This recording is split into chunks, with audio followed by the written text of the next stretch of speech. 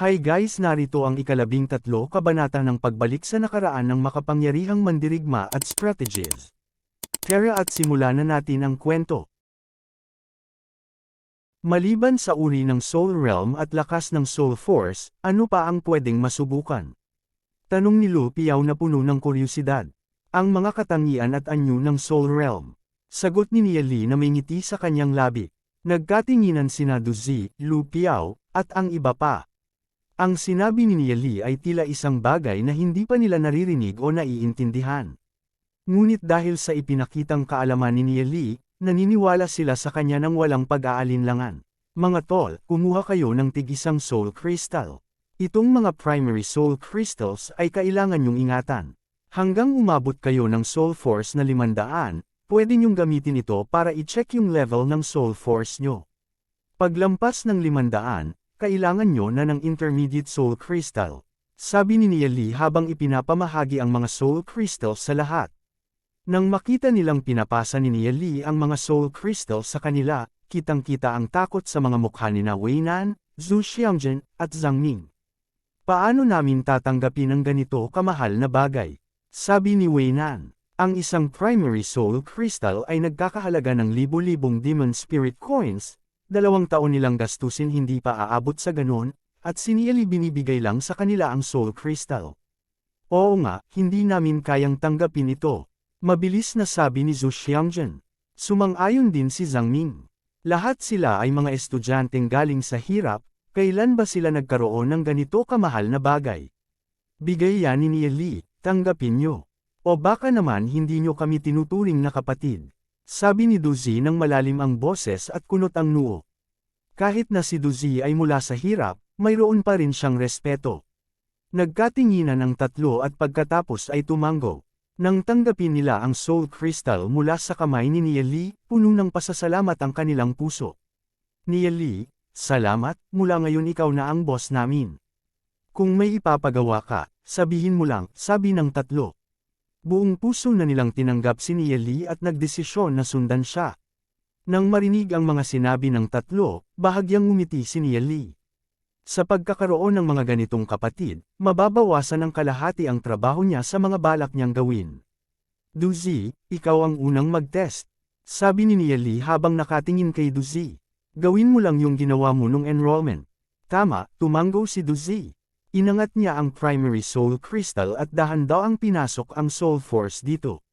Dahan daw ang nagliwanag ang Soul Crystal, palakas ng palakas ang liwanag, at sumasalamin ito sa batang mukha ni Du Zi na may konting pagka-matured. Nag-umpisang lumitaw ang mga tuldok na umiikot sa loob ng Soul Crystal. Base sa liwanag, malayo pa ito sa pagiging isang Star Bronze Demon Spiritist. Lahat ng nakatingin ay kaya nang matensya ang bilang ng mga tuldok sa loob ng Soul Crystal, bawat tuldok ay kumakatawan sa isang Soul Force. Du Zi, ang bilis mong umangat. Meron ka ng Soul Force na 52, sabi ni Lu Piao ng excited. Sa Soul Force na 52, malamang si Du Zi ang unang makakaabot sa 100 at magiging isang Star Demon Spiritist. Tumingin si Du Zi kay Nia Li. Si Nia Li ay nakatutok sa Soul Crystal. Para kay Nia Li, hindi mahalaga ang dami ng Soul Force, mapa-tens man o hundreds, wala itong ibig sabihin. Ang pinaka-importante ay ang mga attributes at ang form. Sa loob ng Soul Crystal, may mga tuldok ng puting ilaw na kumikislap na may halong pula at kulay abong ilaw na minsang nagsasama-sama at nagiging iba't ibang hugis, parang ulap. Nang makita ito ni Nia Li, kitang-kita ang gulat sa mukha niya, at nasabi ng hindi makapaniwala, Lightning Fire Attribute at Heavenly Thundercloud form pala ito. Kaya pala mabilis ang pag-angat ng training ni Du Zi. Ang Heavenly Thundercloud form na may kasamang Lightning Fire Attribute ay perpektong kombinasyon. Sayang nga lang at sa nakaraang buhay ni Du Zi, Sacred Flame Inscription Pattern ang pinag-aralan niya, kaya nung umabot siya ng isang Star Gold Rank Demon Spiritist, naabot na niya ang limitasyon niya. Pero sa buhay na ito, kasama si Nia Li, malaking pagbabago ang mangyayari kay Du Zi. Lightning Fire Attribute, Heavenly Thundercloud Form. Lahat ng naroon ay nagtaka sa sinabi ni Nia Li. Sa mundong ito, walang tinatawag na Crippled Soul Realms. Red, Orange, Yellow, Green, Cyan, Asher, at indigo ang mga kulay ng Soul Realm. Bawat isa ay kumakatawan sa natatanging personalidad at talento ng isang tao. Dahil sa iba't ibang dahilan, may mga Soul Realms na mas madaling i-train, pero hindi ibig sabihin na ang Red Soul Realms ay walang kwenta. Kapag nahanap mo ang tamang cultivation technique para dito, kahit pa Red Soul Realm, kaya mong magpakawala ng malakas na puwersa. Para sa mga nag-grade ng Soul Realm sa iba't ibang antas, sa Soul Force Cultivation, wala silang alam. Ani ni Lee na may konting ngiti. Nang marinig ang sinabi ni Lee, parang binagsakan ng kidlat sina Duzi, Lu Piao, at iba pa.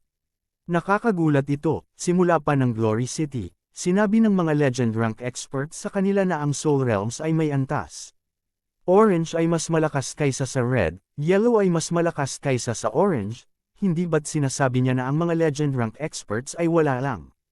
Sa kaalaman tungkol sa Soul Realm, kahit ang mga legend rank experts ay hindi kayang makipagsabayan kay Lee. Si Lee ay pwedeng makipagtagisan sa kahit sinong legend rank expert pagdating sa Soul Realm knowledge. Dahil sa nakaraang buhay ni Lee, umabot siya sa antas na lampas sa legend rank, isang antas na hindi nila kayang maisip. Patuloy na sinabi ni Lee, kapag nahanap mo ang tamang cultivation technique, kahit anong kulay ng Soul Realm ay pwedeng umabot sa legend rank. Si Duzi ay may Yellow Soul Realm na may Lightning Fire attribute at Heavenly Thundercloud form. Kapag nahanap ang tamang cultivation technique, inscription pattern, at isang Heavenly Thunder Demon Beast para sa kanyang Lightning Fire attribute, ang kanyang mga achievement ay magiging nakakagulat. Kung iba ang kanyang ipapractice, bababa ang kanyang kapangyarihan, at mas mabagal pa ang kanyang pag-usad. Nang marinig ito ni Duzi, nabahala siya, at sinabing, sayang nga lang at ang mga Lightning Fire cultivation technique sa Glory City ay incomplete. Kahit pa ito'y naka-record sa mga ancient books, ang wika naman ay mula sa sinaunang panahon, na sa kalagitnaan ng pagsasalita ng biglang naisip ni Duzi na si Lee ay kaya pang basahin ang Book of Divine Lightning Fire. Tumingin siya kay Lee na puno ng pag-asa. Sa puntong ito, nagpakita ng ngiti si Lee na parang may lihim na bala. Sinabi niya, basta nandito ako, walang dapat ipag-alala. Simpleng bagay lang ang mga Lightning Fire cultivation techniques para sa akin. Meron akong 69 na pinakamalalakas na Lightning Fire cultivation techniques. Alin ang gusto mong i-practice? Heavenly Scarlet Lightning Technique. Hindi, masyadong mabagsik ang technique na ito, lalo na kapag umabot sa dulo, madaling masira ang mga Meridians.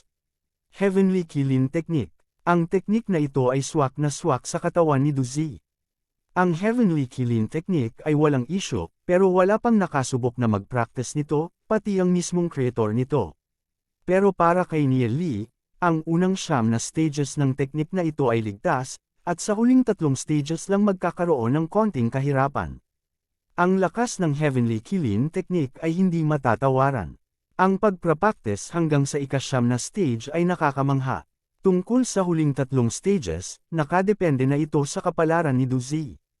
Mag-practice ka ng Heavenly Killing Technique, isa sa 3 pinakamalakas na Lightning Flame Cultivation Techniques.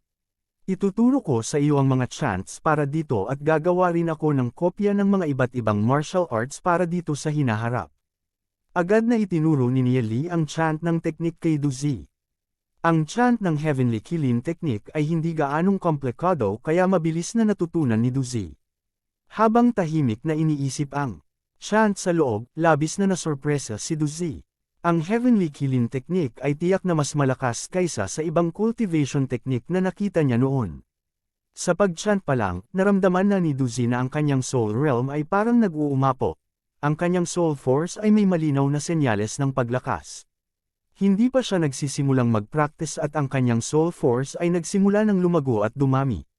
Kitang-kita na kapag nagsimulang mag-practice si Duzi ng Heavenly Killing Cultivation Technique, magkakaroon ng malaking pag-angat sa kanyang Soul Force. Sa lahat ng oras na ito, si Duzi ay patuloy na nakikipaglaban sa malungkot na kapalaran ng kanyang pamilya. Ang kanyang pangarap ay mabago ang kalagayan ng kanyang mga magulang at pamilya, pero alam niya na ang layuning iyon ay napakalayo. Pero sa sandaling ito, naramdaman ni Duzi na sa masigasig na pagprapaktis ng Heavenly Killing Cultivation Technique, hindi na ito magiging problema. Lahat ng ito ay dahil kay Lee. Ire-record ko ang lahat ng detalye ng cultivation technique para sa iyo sa loob ng ilang araw. Sabi ni Neely na may bahagyang ngiti. Punong-puno ng pasasalamat si Duzi kay Neely. Namula ang kanyang mga mata at seryosong sinabi, ang kabutihan mo sa pagtuturo ng Heavenly Killing Technique, hindi ko makakalimutan. Kung may kailangan ka sa akin sa hinaharap, kahit na kailangan kong maglakad sa mga bundok ng talim o pumasok sa dagat ng apoy, kung mag-atubili man ako, handa akong sampiin ng kalangitan. TLN, ang maglakad sa mga bundok ng talim o pumasok sa dagat ng apoy, ay ibig sabihin na gagawin niya ang kahit ano, kahit pa kapalit nito ang kanyang buhay. Huwag mo namang gawing ganon, magkakapatid tayo. Isang cultivation technique lang naman yan. Bahagyang ngumiti si Neely habang pinapalo sa likod si Duzi. Para kay Neely, isa lang itong simpleng cultivation technique, pero para kay Duzi, ang halaga nito ay napakalaki. Sa mga sandaling ito, hindi na makapag-antay si Lu Piao sa excitement, at nagsabi sa gilid, ang drama nyo naman, bilang magkakapatid dapat sinasalo natin ang swerte at paghihirap ng magkakasama. Neely, Red Soul Realm lang ako, pwede din ba akong mag-practice ng Soul Force? Siyempre, lahat pwede mag-practice ng Soul Force, kahit pa Red Soul Realm. May kaibahan lang sa cultivation technique na nababagay sa Red Soul Realm. Sagot ni Neely na nakangiti. Sinimulan ni Lu Piao na ilagay ang kanyang Soul Force sa Soul Crystal. Agad na kumislap ang Soul Crystal. May ilang tuldok ng liwanag na may bahagyang pulang kulay na umiikot sa loob ng crystal. Ang liwanag nito ay mas maliit kumpara kay Duzi. Nang makita ito, namula ang mukha ni Lu Piao. Napakababa ng kanyang Soul Force. Red Soul Realm, may Chaos Attribute at Scarlet Sun Form. Bahagyang kunot ang noo ni Neely. Scarlet Sun Soul Form, bagamat karaniwan lang, pero ang Chaos Attribute nito ay bihira, isa lang sa daan-daang libo ang meron nito. Bakit hindi mo subukan ang Holy Primal Chaos Technique? Holy Primal Chaos Technique, malakas ba yun? Excited na tanong ni Lu Piao, dahil parang malakas ang pangalan nito. Siyempre, ang Holy Primal Chaos Technique ay hindi nagpapahuli sa Heavenly Killing Technique. At dahil hindi ito nangangailangan ng sobrang daming practice, kundi ang pagpapalakas lang ng Chaos Chi sa katawan, swak na swak ito sa'yo, sabi ni Neely habang tumatawa, nasa swerte mo na kung gaano kataas ang maaabot mo sa pagpre-practice nito. Sa sinabi ni Neely, agad na kumislap ang mga mata ni Lu Piao. Ang cultivation technique na ito ay sobrang akma sa kanya. Ngumisi siya at nagsabi, hindi ko na kailangan umabot sa pinakamataas na antas. Masaya na ako kung aabot ako sa isang Star Silver Rank Demon Spiritist. Isang Star Silver Rank Demon Spiritist, kung nalaman ng creator ng Holy Primal Chaos Technique ang mataas na pangarap ni Lu Piao, siguradong mapapailing ito sa sobrang frustration. Isang Star Silver Rank, napaisip si Neely. Tinatansa niya na sa darating na panahon, mapagtatawanan ni Lu Piao ang sarili niyang pangarap. Sa pagpre-practice ng Holy Primal Chaos Cultivation Technique, imposibleng manatili lang sa isang Star Silver Rank. Sa pag-ipon ng Chaos Chi sa kanyang katawan, ang cultivation ni Lu Piao ay mabilis na ongat at aabot sa nakakatakot na antas. Sinimulan na rin ni Neely na itest sina Wei Nan, Zhu Xiangzhen, Zhang Ming at binigyan sila ng tig-isang set ng malalakas na cultivation techniques. Bagamat hindi sila kasing lakas ng Holy Primal Chaos o Heavenly Killing Technique, ang mga ito ay mga cultivation techniques na walang katapat sa Glory City. At dahil ang mga cultivation techniques na ito ay pinakaakma sa kanilang mga abilidad at soul realms, magiging mas epektibo ang kanilang pagpre-practice sa hinaharap. Pag naabot nila ang 5 Star Bronze rank at makahanap ng angkop na Demon Spirit, mabilis ding tataas ang kanilang kakayahan sa labanan. Hawak-hawak ni Neely ang Soul Crystal sa kanyang kamay, handa na siyang itest ang kanyang sariling innate talent. Dahil sa iba't ibang dahilan sa nakaraang buhay niya, maraming paliko-liko ang dinaanan ni Neely at ang mga cultivation techniques na kanyang pinractice ay halo-halo. Ito ang dahilan kaya kinulang siya ng lakas sa dulo ng kanyang pagpre-practice. Kaya naman sa buhay na ito, nais niyang hanapin ang pinakaangkop na cultivation technique para sa kanyang sarili. At dito nagtatapos ang kabanata. Maraming salamat po. Hi guys, narito ang ika-14 kabanata ng pagbalik sa nakaraan ng makapangyarihang mandirigma at strategies. Tara at simulan na natin ang kwento. Matapos mag-inject ng Soul Force sa Soul Crystal, may ilang maliliwanag na tuldok na lumitaw na lumulutang sa loob ng Soul Crystal, pero karamihan dito ay madilim pa rin. Bigla akong gamaan ang pakiramdam, mas mahina pala ang Soul Force ni Niali kumpara sa akin. Kumandat si Lu Piao habang tumatawa. Tinitigan siya ng masama ni Duzi. Walang pakialam si Niali. Para sa kanya, hindi mahalaga ang dami ng Soul Force. Sa ngayon, ang kanyang atensyon ay nasa Soul Realm. Pulang Soul Realm, water-aquatic at disordered forms na walang attributes. Attributeless at magulo ang Soul Realm, mapait na ngiti ang lumabas sa mga labi ni Niali. Malalakas ang lahat ng Soul Realms, pero kung sasabihin ko kung alin ang pinakamahina, iyon ang walang attribute na Soul Realm. Ito'y dahil wala itong kahit anong katangian at hindi rin solid ang anyo ng Soul Realm. Noong una, ganito rin ang aking Soul Realm, pero matapos mag-practice ng iba't ibang cultivation techniques, lalo lang itong naging magulo. Hindi nakapagtataka na kahit gaano katagal akong mag-practice sa loob ng Temporal Demon Spirit Book, hindi pa rin ako maka-breakthrough. Ito pala ang ugat ng problema. Ang attributeless Soul Realms ang pinakabalisa at madali itong mabago. Pumasok sa malalim na pag-iisip si Niali. Kung may mga cultivation techniques na akma para sa attributeless Soul Realms, tatlo lang ang pagpipilian: Heavenly God Cultivation Technique, War God Cultivation Technique, at Void God Cultivation Technique. Sa tatlong ito, ang Heavenly God Technique ang pinakamasalimuot, ang War God Technique ang pinaka-overbearing, at ang Void God Technique ang pinakalihim. Kung base sa future potential, ang Heavenly God Technique ang may pinakamataas na potensyal, pero ito rin ang pinakamahirap ay practice. Sa attributeless Soul Realm, mas mabagal ang paglinang kumpara sa iba. Pero kung kaya mong ay practice ang Heavenly God Technique, ito ang magiging pinakamalakas na cultivation technique, dahil ito'y may katangiang kahawig ng attributeless Soul Realms. Kapag nagtagumpay sa pag-practice ng Heavenly God Cultivation Technique, magiging posible na i-practice ang lahat ng uri ng cultivation techniques mula sa iba't ibang attributes, na magreresulta sa pagkakaroon ng pinakamakapangyarihang lakas at kakayahang lumikha ng sariling landas. Kapag normal na cultivation technique ang ginagamit, ang Soul Realm ay kayang maglaman lamang ng isang Demon Spirit. Kung makakakuha ka ng mas malakas na Demon Spirit, kailangan mong palitan ang nauna. Pero sa Heavenly God Cultivation Technique, maaari kang maglaman ng 7 iba't ibang Demon Spirits, bawat isa ay may iba't ibang attribute. Sa bawat integration ng isang Demon Spirit, lalaki ang iyong lakas ng isang beses.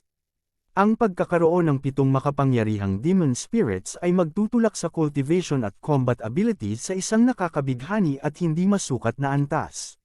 Nagdalawang isip si Niali ng matagal. Bagamat mabagal ang pag-usad ng training, mas mabagal kumpara kina Duzi, Lu Piao, at ang tatlo, sa oras na matapos ang training at cultivation, walang duda na ang Heavenly God Cultivation Technique ang pinakamalakas.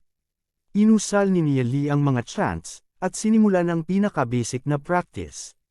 Sa hinaharap, maaaring kailanganin niya ng malaking suporta mula sa mga elixir, pero sa ngayon, ang kailangan lang niya ay ang maayos na pundasyon. Nang magsimula si Niali ng kanyang training, si Duzi, Puliao at ang iba pang naruroon sa silid ay nagsimula na ring mag-practice ng sarili nilang cultivation techniques at nagsimulang sumipsip ng enerhiya mula sa langit at lupa para palakasin ang kanilang mga Soul Realms. Habang sila'y nagpa-practice, lalo nilang nadarama kung gaano kamisteryoso at malalim ang mga cultivation techniques na ibinigay sa kanila ni Niali. 6 na tao ang may 6 na Soul Realms na mabilis na umiikot, sumisiklab at lumalawak. Kung sino man kina Duzi, Lu Piao, o ang 3 pang commoner students, lahat ng kanilang Soul Force ay nagsimulang lumakas ng husto.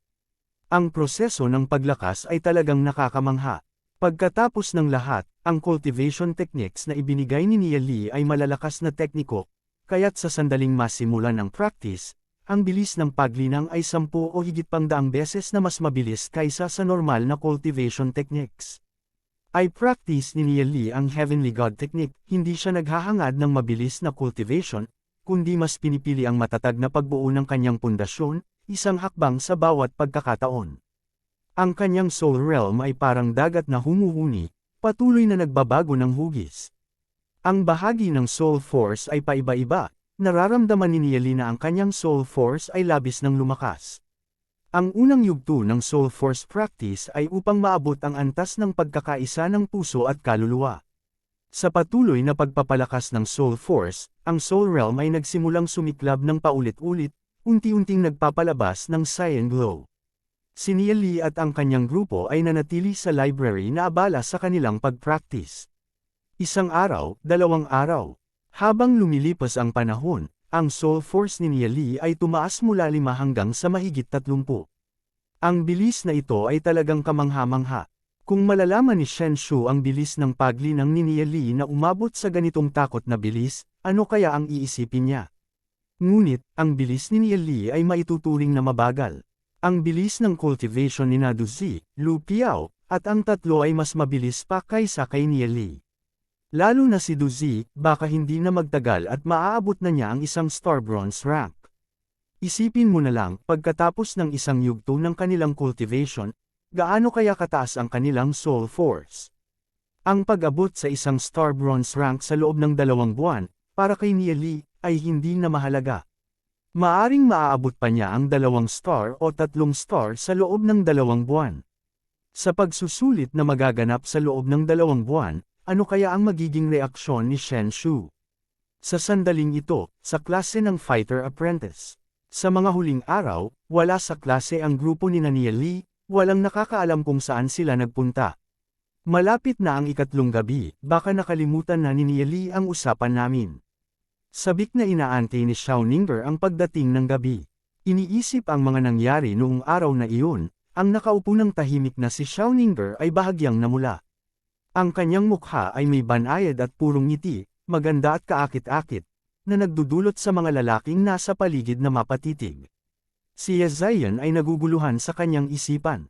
Kamakailan, madalas na tila nawawala sa sariling mundo si Xiao Ninger, na nagdudulot ng kuryosidad sa kanya. Ano kaya ang nangyari at tila abala sa pag-iisip si Xiao Ninger? Baka si Xiao Ninger ay may crush kay Niali, tama ba? Hindi maintindihan ni Ye Ziyan, ano bang meron kay Niali na nakaakit ng isang prideful na babae tulad ni Xiao Ninger? Habang nagtuturo si Shen Shu sa klase, napadako ang kanyang tingin sa 6 na bakanteng upuan, at may nagnakaw ng ngiti sa kanyang mga labi. Baka namimilit na mag-practice si Niali. Kahit na, ano ngayon? Akala ba niya na kung magpapakasipag siya sa practice, maiaangat niya ang kanyang soul force mula 5 hanggang 100 sa loob ng 2 buwan? Imposible iyon. Kung may Green Soul Realm o mas mataas si Niali, baka may pag-asa siyang magawa iyon. Pero ang Soul Realm ni Niali ay pulang-pula. Sa kanyang pananaw, talo na si Niali. Si Niali na ng ahas na kumontra sa kanya sa harap ng klase, ito ang kabayaran. Maari na niyang isipin, pagkatapos ng pagpapaalis, gaano kahabag-habag ang magiging kalagayan ni Niali.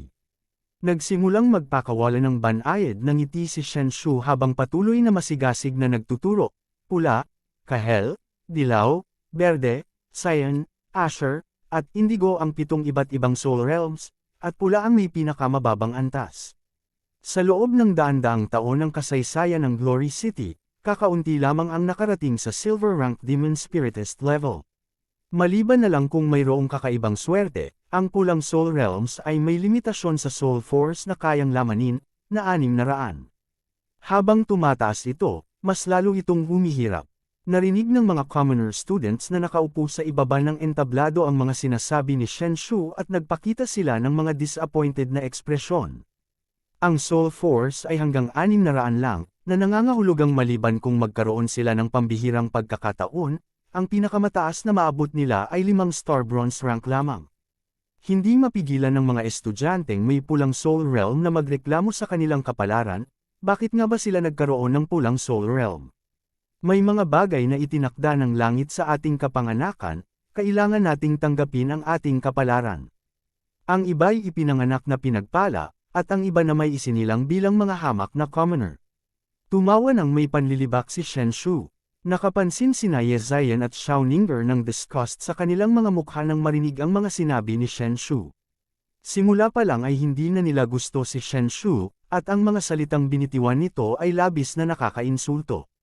Sa kabila ng banta ng mga demon beast sa Glory City, patuloy pa rin si Shen Shu sa pag-udyok ng hidwaan sa pagitan ng mga commoner at noble, na tila walang pakialam sa sitwasyon.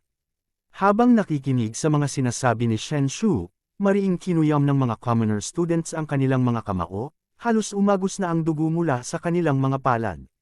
Bagamat galit sila sa mga sinabi ni Shen Shu, karamihan sa kanila ay nagtimpi. Hindi lahat ay may tapang na kumontra sa guro at tumayan ng kanilang pag-aaral. Hindi nila kaya, at wala silang lakas ng loob para gawin ito, at dahil dito, lubos silang humahanga kay Nieli. Hindi alam ni Nieli na ang walang tigil na pangungutya ni Shen Shu sa mga commoner students ang nagiging espiritual na motibasyon para sa kanila. Halos bawat isa sa kanila ay umaasa na mananalo si Nieli, na itataboy ang masamang si Shen Shu. Ang kamakailang ginawa ni Nieli ay nagpanalo ng mga puso ng mga commoner students. Habang lumilipas ang panahon, ang insidente ng pagbibigay ni Nieli ng isang malakas na sampal sa mukha ng Sacred Family at ang kanyang pastahan kay Shen Shu ay naging kilala na, halos lahat sa Holy Orchid Institute ay pinag-uusapan na ang tungkol dito. Sinabi niya na itataas niya ang kanyang soul force mula 5 hanggang 100 sa loob ng 2 buwan. Hindi niya alam ang kanyang lugar. Oo, kahit na isang Saiyan Soul Realm Super Genius ay maaaring hindi magawa iyon. Sana manalo si Nieli, talagang ayoko sa babaeng iyon. Ako rin, bagamat napakaliit ng tsansa niyang manalo, 70% ng mga estudyante sa Holy Orchid Institute ay mga commoner. Ikinagalit nila ang Sacred Family at si Shen Shu dahil sa pagtindig ni Nieli para sa kanila, kaya't palihim nilang sinusuportahan si Nieli. Maraming tao ang hindi gusto ang Sacred Family, at kahit ang ilan sa mga noble children ay hindi rin sumasang-ayon kay Nieli. Kahit na ang Sacred Family ay mali, isa pa rin ito sa 3 pangunahing pamilya sa Glory City. Ang ginawa ni Nieli ay parang pang-iinsulto sa mga nakatataas, isang uri ng panghahamak sa awtoridad. Tinitingnan pa nga nila si Nieli bilang isang hampas lupa na noble. May mga tao talagang mas gustong magsama ng mga commoner, ano pa bang magagawa mo? Pangungutya nila kay Nieli. Hapon na, karamihan sa mga estudyante sa Holy Orchid Institute ay nagsialisan na upang kumain. Napakatahimik ng library, si Nieli at ang kanyang grupo ay kumain ng sabay at bumalik sa library upang ipagpatuloy ang kanilang pagpapractice. Nieli, ang soul force ko ay umabot na sa 89. Sa bilis na ito, maaabot ko na ang isang star bronze rank sa loob ng 1 linggo. Bulong ni Duzi, hindi mapigilan ng kanyang galit. Ang bilis ng kanyang paglinang ay hindi niya sukat akalain. Hindi masama, ngiti ni Nieli. Ang bilis na ito ay naaayon sa kanyang inaasahan. Hindi lang si Duzi, pati na rin sina Lu Piao at ang iba pa ay nasa rurok ng kaligayahan, ang kanilang soul force ay malaki rin ang pag-angat. Sa kasalukuyang bilis, kahit naabutin nila ang isang star bronze rank sa loob ng 2 buwan ay posibleng mangyari. Ang paglakas ng kanilang soul force ay napakabilis. Sobrang bilis na parang nasa loob lamang ng isang panaginip. Kailangan nating makakuha ng mga elixir, sa tulong ng mga elixir ay mas lalo pang bibilas ang ating paglinang. Sabi ni Nieli. Nang marinig ang sinabi ni Nieli, nagulat sina Duzi at ang grupo. Oo nga naman, wala pa silang iniinom na elixir ngunit ganito na kabilas ang kanilang paglinang. Kung magtatake sila ng mga elixir, gaano kaya kabilas ang magiging resulta? Ngunit, saan sila makakakuha ng mga elixir? Ang mga elixir na nakakapagpalakas ng cultivation ay nagkakahalaga ng 10,000 demon spirit coins. Bagamat kumita sila ng humigit kumulang 16,000 demon spirit coins mula sa pagpatay ng horn sheep, ang pagbili ng mga soul crystals ay kumain ng malaking bahagi nito, kaya't halos 10,000 demon spirit coins na lang ang natitira sa kanila. Magpatuloy kayo sa pagpapractice sa library, may kailangan lang akong asikasuhin ngayong gabi.